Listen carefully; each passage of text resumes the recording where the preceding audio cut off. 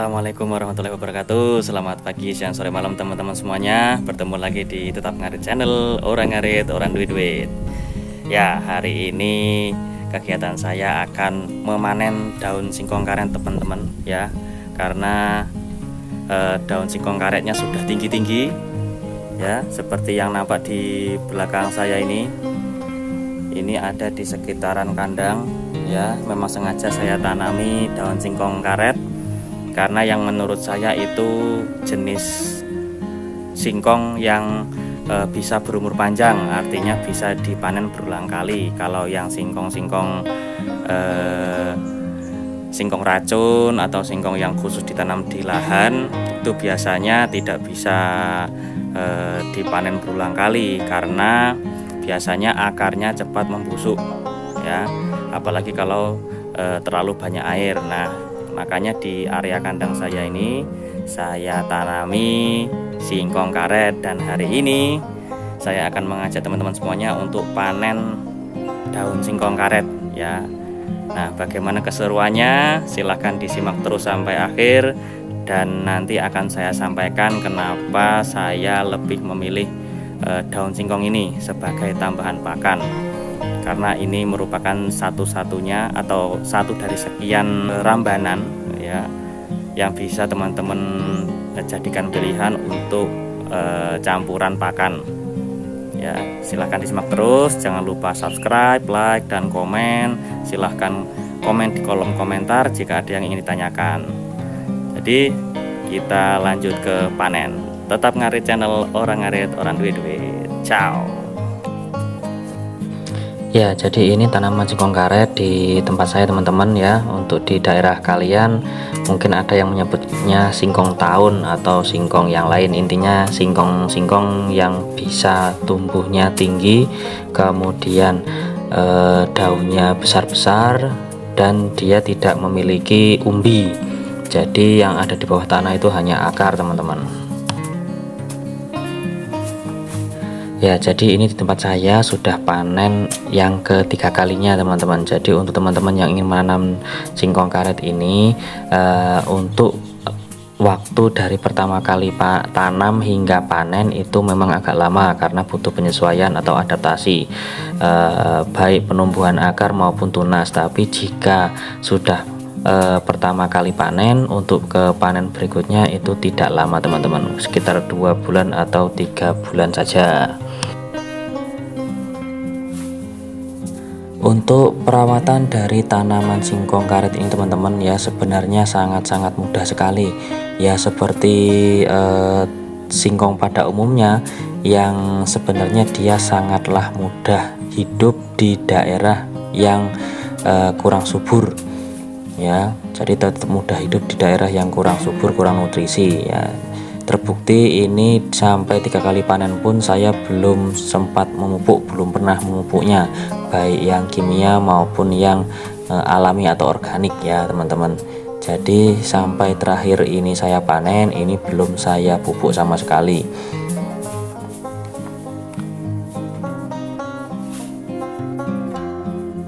Ya, mau bagaimana lagi teman-teman ya, dari kelebihannya gampang ditanam, kemudian sangat-sangat minim perawatan.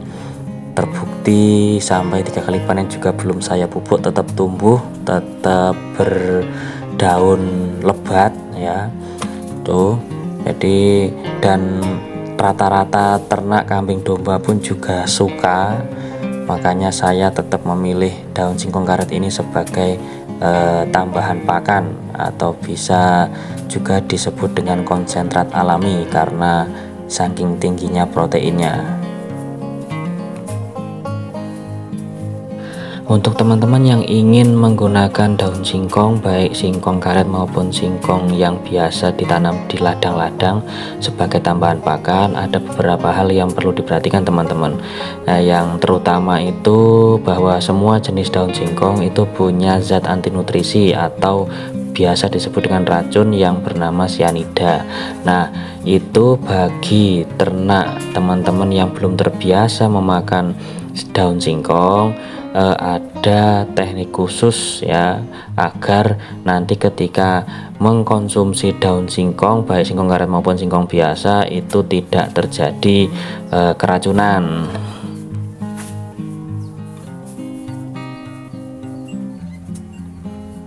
Hal yang umum dilakukan oleh para peternak kambing domba untuk mengurangi zat anti nutrisi yang ada pada daun singkong itu bisa dilakukan dengan cara penjemuran teman-teman ya. Jadi dijemur di bawah sinar matahari langsung atau dilayukan beberapa malam ya, tidak baru dipanen langsung diberikan, tapi dilayukan dulu. Atau jika teman-teman ada tempat wadah yang tertutup rapat, itu bisa disilase ya, jadi disimpan di tempat yang kedap udara, itu juga bisa mengurangi kadar zat anti nutrisi sebelum diberikan ke kambing atau domba. Ya, jadi sudah selesai teman-teman, tapi untuk area sini saja yang di dalam kandang atau yang di sekitaran kandang, karena yang di belakang, di lahan belakang sama yang depan, nah itu di depan itu nanti juga saya akan panen ya. Nah tuh ya, jadi alhamdulillah stoknya banyak ini ya. Untuk daun singkong karet atau ketela karet ini sangat menjanjikan teman-teman, sebagai campuran pakan dengan kadar protein kasar yang cukup tinggi, hampir sama dengan daun singkong yang lain, yaitu hampir mencapai 30% ya. Dalam arti kata apa ya, kalau 30% berarti cukup sedikit saja memberikannya, itu ternak sudah kenyang ya, sudah kenyang. Jadi maka dari itu, karena saya melihat tingginya persentase protein atau gizinya, jadi saya putuskan untuk menanam singkong karet ini teman-teman ya. Saya juga prefer atau lebih memilih singkong karet daripada indigo vera teman-teman, karena ya ini pengalaman saya menanam indigo vera dari batang. Dari 10 yang saya tanam itu hanya satu yang hidup ya, jadi hanya satu yang hidup, dan itu pun kemarin mati karena terbakar waktu musim kemarau tahun lalu ya. Jadi ya saya pikir lama sekali perkembangannya, ribet juga cara tanamnya, mending pakai yang ini saja atau daun singkong karet ini teman-teman. Ini sangat bergizi sekali teman-teman ya, dan pertumbuhannya pun dari pertama kali pangkas itu mungkin hanya 2 bulan atau 3 bulan itu bisa panen lagi ya, hampir sama dengan rumput-rumput odot atau pakcong ya, walaupun masih lebih cepat rumputnya, tapi paling tidak ada campurannya untuk pakannya lebih bervariasi lagi ya. Nah, bagi teman-teman yang juga akan menanam daun singkong karet ya, saya beri tips teman-teman, kalau memang mau ditanam rapat, itu yang penting kalian cukup jaga ininya ya, cukup jaga cabangnya teman-teman, karena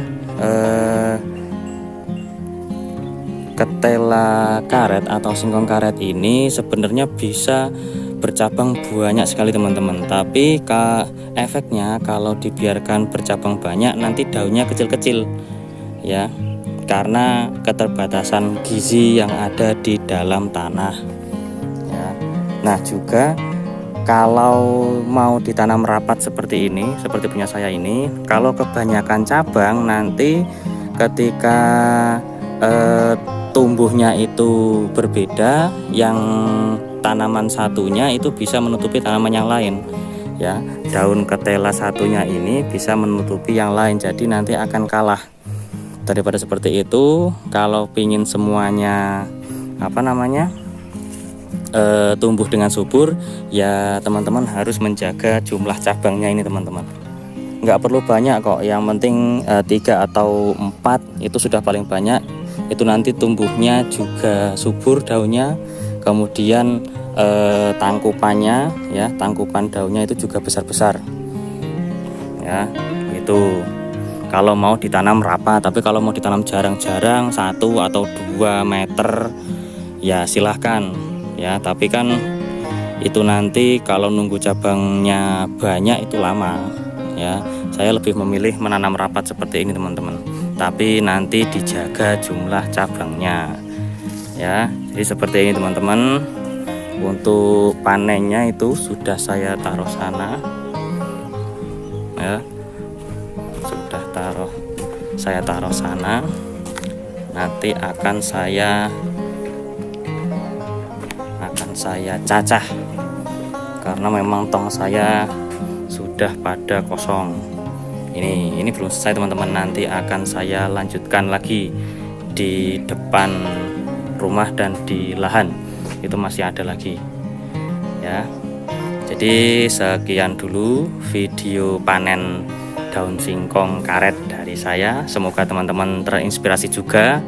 Yang jelas daun yang satu ini gizinya banyak, nanamnya mudah, pertumbuhan daunnya juga cepat teman-teman, sama seperti singkong-singkong pada umumnya. Sampai ketemu lagi di video berikutnya. Tetap ngarit channel, orang ngarit orang duit. Tetap subscribe, komen, dan like ya jika ada yang ditanyakan. Sukses untuk kalian semuanya. Wassalamualaikum warahmatullahi wabarakatuh.